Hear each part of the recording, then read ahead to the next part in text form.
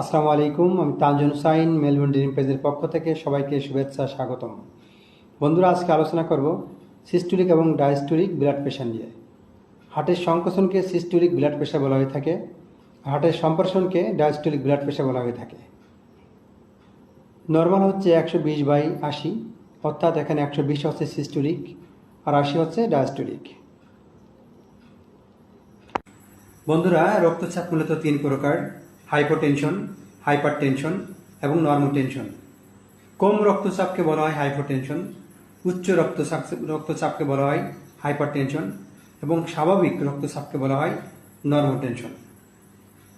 বন্ধুরা, এবার জানাবো কোন বয়সে কি পরিমাণ প্রেশার থাকা উচিত বা জরুরি।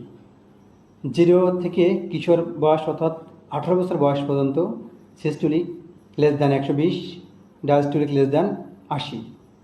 আর 18 থেকে 59 বছর বয়স পর্যন্ত সিস্টোলিক <120, ডায়াস্টোলিক <80। 59 থেকে 69 বছর বয়স পর্যন্ত সিস্টোলিক <140 এবং ডায়াস্টোলিক <90।